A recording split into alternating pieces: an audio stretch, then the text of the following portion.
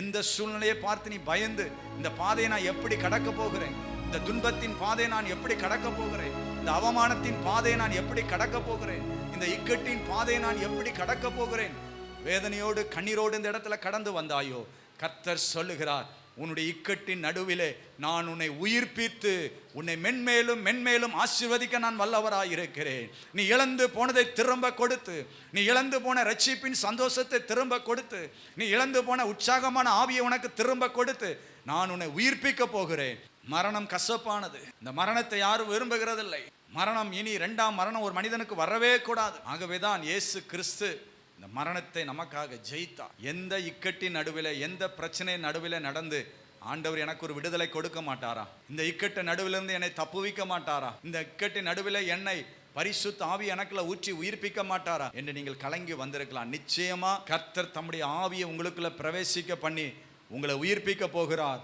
உங்களை இக்கட்டின் நடுவிலிருந்து விடுதலையாக்க போகிறார். அந்த இக்கட்டின் நடுவிலிருந்து உங்களை உயிர்ப்பிக்க போகிறார்.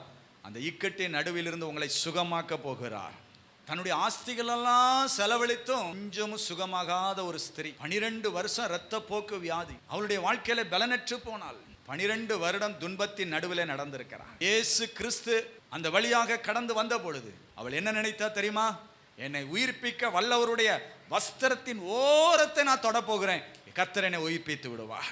இயேசு அந்த ஸ்திரியை பார்த்து என்ன சொன்னா தெரியுமா? உன் வேதனை நீங்கி நீ சுகமாயிரே. வேதம் சொல்லுகிறது, இயேசு கிறிஸ்து அவளை உயிர்ப்பித்தார். இயேசு வாழ்ந்த நாட்கள்ல ஒருவன் கல்லறையில உட்கார்ந்து கல்லுகளினால் தன்னை வேதனைப்படுத்தி கொண்டிருந்தான். குத்தி ஏன்னு சொன்னால் அவனுக்குள்ள 2000க்கு அதிகமான பிசாசு இருந்தது. இயேசு வேதனையை நீக்கி குணமாக்குகிறவர். சில நேரங்கள்ல நீ ஆவியில நிரம்பி, பரிசுத்த ஆவியில நிரம்பி இயேசுவே எனக்குள்ள வாருன்னு சொன்ன பொழுது இயேசு வாண்ட வந்துருவாரு.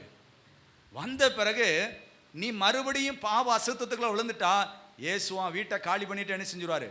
மறுபடியும் போயிடுவாரு. மறுபடி போன பிறகு வேதத்துல சொல்லப்பட்டிருக்கிறது, பைபிள்ல, தான் விட்டு வந்த வீடு எப்படி இருக்குன்னு சொல்லி சாத்தான் அப்படியே பார்க்க வருவானா. இயேசு இருந்த வீடு எப்படி இருக்கும்?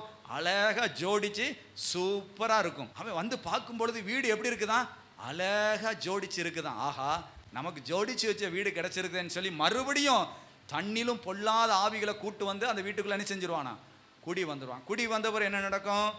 வேதனை கொஞ்சம் கொஞ்சமா ஆரம்பி. பிசாசு எதுக்கு இருதயமாகிய வீட்டுக்குள்ள வருதுன்னு சொல்லி பைபிள் சொல்லுதுன்னா, பிசாசானவன் தன் ஆசையை நிறைவேற்றுவதற்கு ஒரு வீட்டுக்குள்ள வர்றான். பிசாசினுடைய ஆசை என்ன தெரியுமா? அருவருப்பான இச்சைகளை கொண்டு வந்து, அருவருப்பான பாவ சிந்தைகளை கொண்டு வந்து உன்னை நரகத்துல கொண்டு போய் தள்ளணும். அதான் பிசாசின் ஆசை. எந்த ஒரு மனிதன் இயேசு கிறிஸ்துவிடத்துல வந்து அவருடைய உயிர்த்தெழுதலின் வல்லமை உண்மை என்று விசுவாசித்து என்னை திரும்ப உயிர்ப்பியும் என்று சொல்லி எந்த ஒரு மனுஷன் இயேசுவை நோக்கி கூப்பிடுறானோ, இயேசு மறுபடியும் உங்களுக்கு இறங்கி வர்றாரு. உங்க கூப்பிடுதலின் சத்தத்துக்கு கர்த்தர் உருக்கமாய் செவி கொடுக்கிறார். இயேசு வரும்பொழுது இருள், பிசாசின் இருள் விலகி ஓடிடுது. ஹல்லேலூயா.